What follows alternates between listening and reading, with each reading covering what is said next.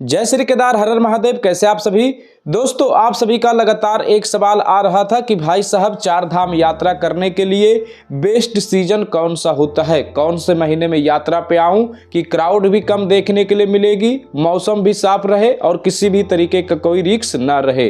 तो दोस्तों, जैसा कि मैं पिछले कई वीडियो में बता चुका हूं कि अब उत्तराखंड में जो है मानसून का आगमन हो चुका है और अब जून महीने में जितने भी दिन शेष बचे हैं, ये सभी दिन जो है बरसात आप सभी को पूरे उत्तराखंड में देखने के लिए मिलेगी। और ऐसे में अगर आप सभी इस समय यात्रा पे आते हैं तो आप सभी का यात्रा जो है थोड़ा सा रिस्की हो सकता है, क्योंकि कल भी केदारनाथ यात्रा मार्ग में एक बड़ा हादसा हो गया है, जो कि मैंने पिछले अपडेट में आप सभी को बताया भी था।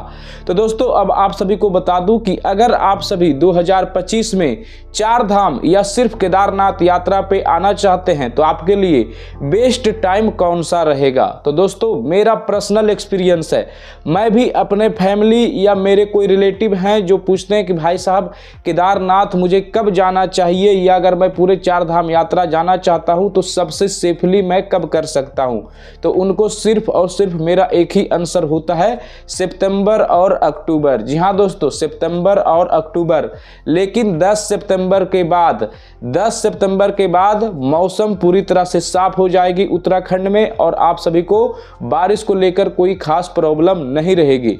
लेकिन बहुत सारे लोगों के मन में ये डाउट होता है कि भाई साहब, सितंबर अक्टूबर में अगर मैं केदारनाथ यात्रा पे जाता हूं तो अत्यधिक ठंड रहेगी और ठंड से जो है मुझे उस समय कुछ प्रॉब्लम भी हो सकती है। तो आप सभी को बता दूं, सितंबर अक्टूबर में बिल्कुल भी ठंड नहीं होती है। अब पहले जैसा माहौल नहीं रहा, पहले जैसा जो है मौसम नहीं रहा। पहले जो है सितंबर अक्टूबर में स्नोफॉल ज़्यादा होती थी, जिस वजह से अत्यधिक ठंड लगती थी। लेकिन अब भाई साहब, सितंबर अक्टूबर में केदारनाथ धाम में बर्फबारी नहीं होती है। पिछले साल जनवरी फरवरी में आकर जो है केदारनाथ में स्नोफॉल हुई थी और सितंबर अक्टूबर का यात्रा बहुत ही सेफली चली थी। न बारिश न स्नोफॉल, किसी भी तरीके का इशू नहीं आया था और ना ही ठंड लगती है। ठंड ना लगने का एक कारण है, देखो, अगर आप लोग मई और जून में केदारनाथ धाम यात्रा पे आते हो तो ऊपर जितने भी पहाड़ी होती है सभी जगह बर्फ जमी हुई होती है। बर्फ की वजह से ही पूरे केदारनाथ यात्रियों को जो है नीचे ठंड लगती है। लेकिन अब बरसात का समय आ गया है और जुलाई अगस्त में जब बारिश होगी तो सारा बर्फ पिघल जाती है। जब बर्फ पिघल जाती है और मौसम जब सितंबर आते आते जब पूरी तरह से साफ हो जाता है तो ऊपरी पहाड़ियों पे बर्फ तो बचती ही नहीं है। उसके बाद ठंड लगेगी कहां से? ठंड जो है बिल्कुल लगती है। ऐसा मैं नहीं बता रहा हूं कि बिल्कुल गर्मी पड़ जाती है, नहीं, ठंड लगती है, लेकिन मई जून के अपेक्षा बहुत ही कम ठंड हो जाती है सितंबर अक्टूबर में। जी हाँ, रात्रि के समय जो है थोड़ा सा मौसम में जो है परिवर्तन हो जाता है, अत्यधिक ठंड लगती है रात्रि के समय एंड अक्टूबर में। लेकिन सितंबर में आप सभी को जो है ऐसा कुछ भी देखने के लिए नहीं मिलेगा। सितंबर में तो भाई साहब दिन में पसीने निकलते हैं केदारनाथ धाम में। अगर कोई यात्री यात्रा पे आए होंगे तो अपना एक्सपीरियंस बता सकते हैं सितंबर महीने का। तो सितंबर में मौसम जो है पूरी तरह से साफ रहती है, दिन में गर्मी लगती है, रात में अत्यधिक ठंड थोड़ी सी लगती है। अक्टूबर महीना भी पूरी तरीके से सेफली होता है, ना बारिश ना बर्फबारी। और इस वर्ष जो है करीब 23 अक्टूबर तक, जी हाँ, 23 अक्टूबर तक केदारनाथ यात्रा चलने वाली है। तो 23 अक्टूबर से पहले आप लोग यात्रा पे आते हैं तो बहुत ही अच्छा आप सभी का यात्रा रहने वाला है। लेकिन दोस्तों, अब जो है क्राउड आप सभी को सितंबर अक्टूबर में भी देखने के लिए मिलेगी, क्योंकि अब सोशल मीडिया का जमाना है। बहुत सारे लोगों को ये चीज़ें पता चल गई है कि सितंबर अक्टूबर का महीना सेफली होता है केदारनाथ यात्रा करने के लिए। तो बहुत सारे लोग जो अब है सितंबर अक्टूबर में ही यात्रा का प्लान बनाते हैं। तो सितंबर अक्टूबर में भी जो दैनिक योग यात्रियों का रहेगा 15 से 20 हज़ार शुरुआत के दिनों में रहेगा।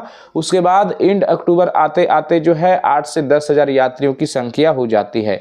तो कुछ इस प्रकार क्राउड रहती है, वेदर परफेक्ट रहती है, कोई भी इशू नहीं होता है। मैं खुद 2 महीने सितंबर अक्टूबर में केदारनाथ धाम में रहता हूं और बिल्कुल ऐसे एक शर्ट और एक टी शर्ट में जो है पूरे केदार घाटी में घूमता रहता हूं, तो ठंड नहीं लगती है। बुजुर्ग यात्री आ रहे हैं, ठंड को लेकर अगर लगता है कि केदारनाथ धाम में सितंबर अक्टूबर में परेशानी हो सकती है तो आप टेंशन ना लो, कोई भी इशू आप सभी को वेदर को लेकर नहीं होगा। साथ ही दोस्तों, आप सभी को बता दूं, जुलाई अगस्त में यात्रा करने से बचे। जुलाई अगस्त यात्रा काफी रिक्सी हो जाता है। पूरे चार धाम यात्रा और केदारनाथ यात्रा सबसे ज्यादा रिक्सी होता है।